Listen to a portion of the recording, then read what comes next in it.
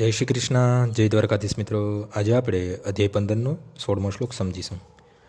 દ્વાવિમો પુરુષો લોકે ક્ષરસાક્ષર એવ ચ ક્ષર સર્વાણી ભૂતાની કુટસ્થોક્ષર ઉચ્યતે. જીવોના બે પ્રકાર છે, અચ્યુત અને અચ્યુત. ભૌતિક જગતમાં પ્રત્યેક જીવ ચ્યુત પતનશીલ હોય છે અને આધ્યાત્મિક જગતમાં પ્રત્યેક જીવ અચ્યુત કહેવામાં આવે છે. અગાઉ જણાવ્યા પ્રમાણે ભગવાને વાસુદેવ તરીકેના પોતાના અવતારમાં બ્રહ્મસૂત્રનું સંકલન કર્યું. ભગવાન અહીં વેદાંત સૂત્રને વિષય વસ્તુનો સાર આપી રહ્યા છે. તેઓ કહે છે કે સંખ્યામાં અનંત એવા જીવો બે પ્રકારના છે, ચ્યુત ક્ષર અને અચ્યુત અક્ષર.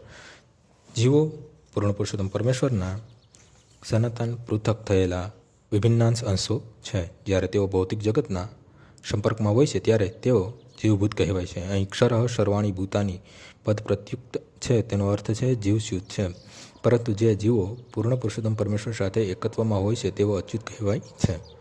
એકત્વનો અર્થ છે એવો નથી કે તે જીવોની વ્યક્તિમત્તા નથી, બલકે બંનેના ભિન્નતા નથી એવો છે. તેઓ બધાના સર્જનના હેતુ પ્રત્યે સાનુકૂળ હોય છે. બેશક આધ્યાત્મિક જગતમાં સર્જન જેવી કોઈ વસ્તુ હોતી નથી, પરંતુ વેદાંત સૂત્રમાં કહ્યું છે કે તેમ પૂર્ણ પુરુષોત્તમ પરમેશ્વર સર્વોદ્ગમ સ્ત્રોત હોવાથી અહીં આ વિચારોનું સ્પષ્ટીકરણ કર્યું છે. પૂર્ણ પુરુષોત્તમ ભગવાન શ્રી કૃષ્ણ કથાનુસાર જીવોને બે શ્રેણીઓ છે. વેદોમાં આનું પ્રમાણ મળે છે, તેથી આમાં શંકા કરવાનો પ્રશ્ન જ રહેતો નથી. આ ભૌતિક જગતના સંઘર્ષ કરેલા બધા જીવો મન તથા 5 ઇન્દ્રિયવાળું શરીર ધરાવે છે, જે પરિવર્તન પામતું રહે છે. જ્યાં સુધી જીવ બદ્ધ હોય છે ત્યાં સુધી જળ પદાર્થના સંસર્ગને કારણે તેનું શરીર બદલાયા કરે છે. જળ પદાર્થ પરિવર્તન પામે છે, તેથી જીવ પણ પરિવર્તન પામતો જાય છે.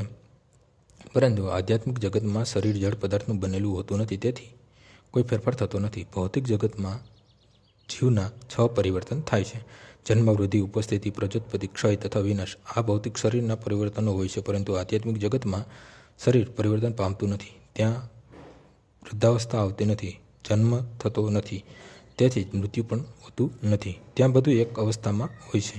ક્ષર સર્વાણી ભૂતાની. પ્રથમ સર્જાયેલા જીવ બ્રહ્મથી માંડીને એક શુદ્ર કીડી સુધીનો દરેક જીવ કે જે ભૌતિક પ્રકૃતિના સંસર્ગમાં આવે છે તે પોતાનું શરીર બદલ્યા કરે છે, તેથી તેઓ બધા ક્ષર છે. પરંતુ આધ્યાત્મિક જગતમાં મુક્ત જીવ એક અવસ્થામાં રહે છે. આજનો શ્લોક અહીં પૂર્ણ થાય છે. આવતીકાલે ફરીથી સવારે 6 વાગ્યે મળીશું. જય શ્રી કૃષ્ણ. શ્રી રામ શ્રી